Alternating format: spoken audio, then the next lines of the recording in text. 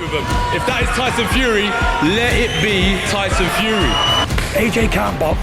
He's a big old wood on top like this here. Let's enter the Boxnasium. When 2020 came around, many of us were full of joy and anticipation, looking forward to the year ahead and all that it had to offer. However, this joy, for many of us, quickly turned into a living nightmare when out of nowhere, the COVID pandemic took over the entire world. Entire countries were shut down, restaurants, cinemas, and even schools. Live sports took a massive hit as well, with venues being shut and no large crowds being allowed. However, a few months later, elite-level boxing did make a return. In the UK, many top promoters such as Matchroom and Queensberry announced many upcoming shows that were originally delayed, and they did not disappoint. In the midst of it all, one possible heavyweight fight gained a lot of momentum: Anthony Joshua and Tyson Fury. Iron out the ring. There's another certain heavyweight out there. All right, what? These top heavyweight contenders have risen through the very challenging heavyweight division in the past few years and displayed what they are all about. Anthony Joshua came to boxing at a later age of 18, but has quickly established himself as a serious contender, managing to quickly gain a place on the boxing Team GB squad and then going on to winning gold at the London 2012 Olympics, which catapulted him to stardom. A short year later, he turned to professional ranks and hasn't looked back since, winning many of his early bouts in round 1, and then going on to winning his first world title in 2016 against Charles Martin. However, all this glory hasn't come without its drawbacks. In 2019, AJ had to overcome some setbacks of his own. In June, he lost his unbeaten record with a shock defeat to the then not well-known, however much underrated underdog, Andy Ruiz, which temporarily halted any plans for big matchups with the likes of Wilder, which was gaining a lot of momentum back then. Since then, AJ has rematched with Ruiz and beat him in an almighty performance, which showcased his true desire and grit, as well as showcasing his ability to perform under pressure. This showed a much more different style from what we are used to seeing with AJ.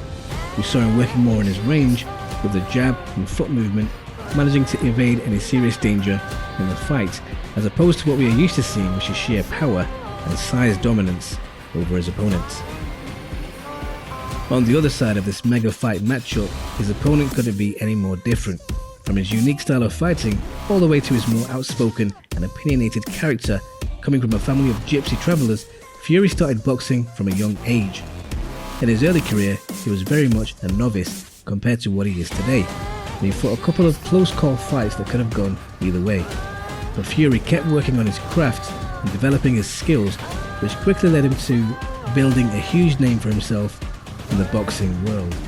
This was further elevated in 2015 when he shocked the world by beating the current champion and heavyweight king of the time, Vladimir Klitschko, in a very much one-sided fight, which propelled him into stardom and showed the world the level Fury belongs in. However, sadly, after that fight, there was a darker turn for Fury. He had all his belts stripped away and he was banned from boxing for 2 years due to issues outside the ring.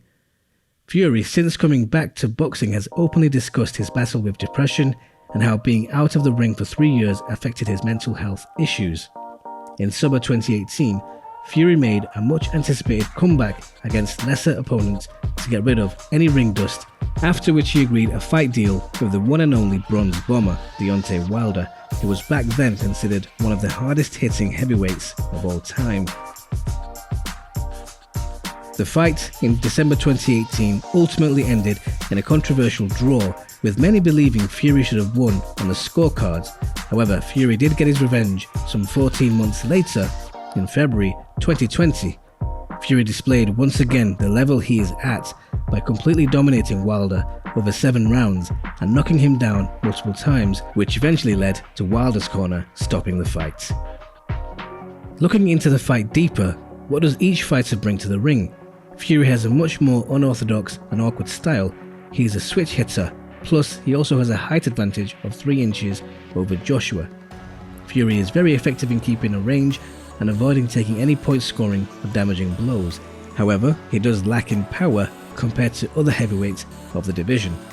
AJ, however, has a more orthodox approach and has power in both hands and is very effective fighting on both the outside and inside, breaking his opponents down and dispatching them. However, AJ does lack defensively with little to no head movement, and in more than one occasion we saw him struggle with his endurance. However, one thing both of these fighters have is heart and desire. Both have had to overcome adversity in their own ways in and out of the ring. They've showed championship mentality and have fought on the very highest level, which makes this matchup even more exciting and one not to be missed. This is likely to do the highest PPV numbers we have seen in a while and break records. Thank you for watching, guys. Do you think AJ vs Fury is the biggest fight in the history of boxing? Comment below and let us know. Also, if you enjoyed the video, please don't forget to like the video and subscribe to our channel. This will help us out massively. We post weekly videos just like this one for all the boxing fans out there.